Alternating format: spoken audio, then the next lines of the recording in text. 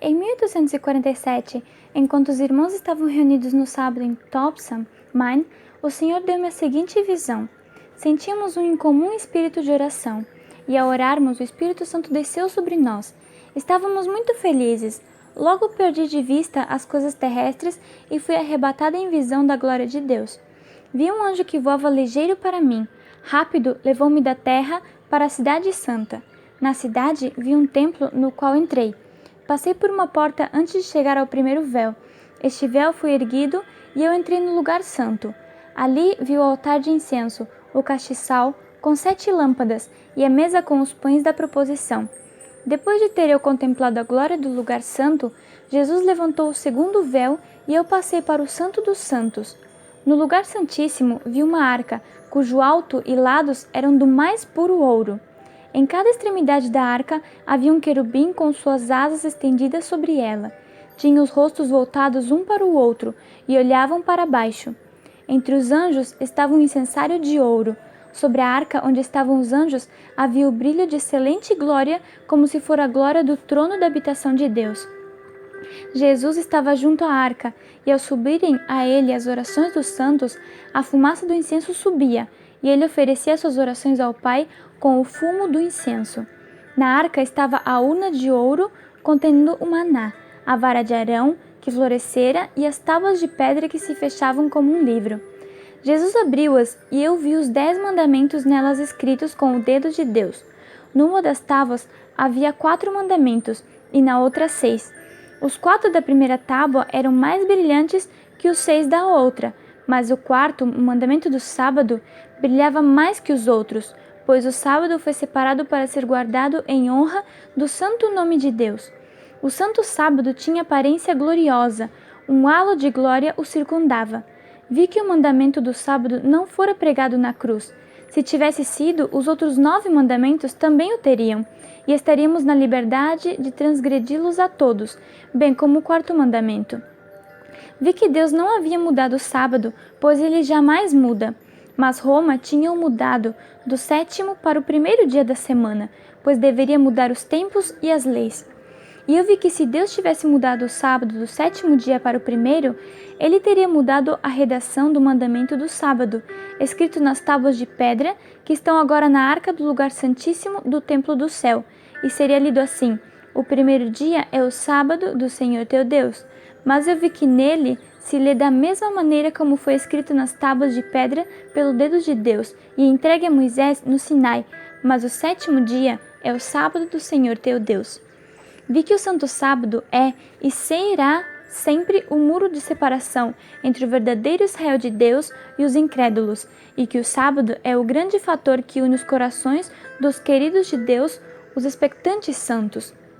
Vi que Deus tinha filhos que não reconheciam o sábado e não o guardavam. Eles não haviam rejeitado a luz sobre esse ponto, e ao início do tempo de angústia, fomos cheios do Espírito Santo ao sairmos para proclamar o sábado mais amplamente. Isso enfureceu as igrejas e os adventistas nominais, pois não podiam refutar a verdade do sábado. E nesse tempo, os escolhidos de Deus viram todos claramente que tínhamos a verdade, e saíram e enfrentaram a perseguição conosco. Eu vi a espada, a fome, a pestilência e grande confusão na terra. Os ímpios achavam que tínhamos acarretado os juízos sobre eles, e se levantaram e tomaram conselho para desembaraçar a terra de nós, supondo que assim o mal seria contido. No tempo da angústia, fugimos todos das cidades e vilas, mas fomos perseguidos pelos ímpios, os quais entraram nas casas dos santos com espada. Eles ergueram a espada para matar-nos, mas esta quebrou-se e caiu ao chão tão impotente como palha. Então clamamos dia e noite por livramento, e o clamor subiu até Deus. O sol apareceu, a lua permaneceu imóvel, as correntes de água cessaram de fluir, nuvens negras e pesadas se acumularam e se chocavam umas contra as outras. Mas havia um espaço claro de glória indescritível, de onde veio a voz de Deus como de muitas águas, a qual fez estremecer os céus e a terra. O céu se abria e se fechava, e estava em comoção. As montanhas se agitavam como uma cana ao vento, e rochas irregulares eram lançadas ao redor. O mar fervia como uma panela e arremessava pedras sobre a terra. E ao anunciar a Deus o dia e a hora da volta de Jesus e declarar o concerto eterno com seu povo, ele proferia uma sentença e então fazia uma pausa, enquanto as palavras reboavam através da terra. O Israel de Deus permanecia com os olhos fixos no alto, atento às palavras que vinham da boca de Jeová e rolavam através da terra como trovoadas.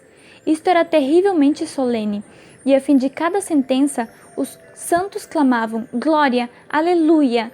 Seus rostos estavam iluminados com a glória de Deus, e brilhavam com a glória como a face de Moisés quando desceu do Sinai. Os ímpios não podiam olhar para eles por causa da glória, e quando a interminável bênção foi pronunciada sobre os que haviam honrado a Deus e guardado o seu santo sábado, houve um estrondoso clamor de vitória sobre a besta e a sua imagem. Começou então o jubileu, quando a terra devia descansar. Viu o piedoso escravo levantar-se em triunfo e vitória e sacudir as cadeias que o prendiam, enquanto seu ímpio senhor estava em confusão e não sabia o que fazer, pois os ímpios não compreendiam as palavras proferidas pela voz de Deus.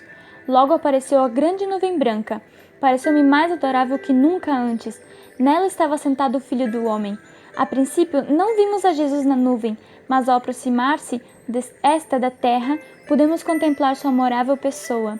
Esta nuvem, quando no princípio apareceu, era o sinal do Filho do Homem no céu.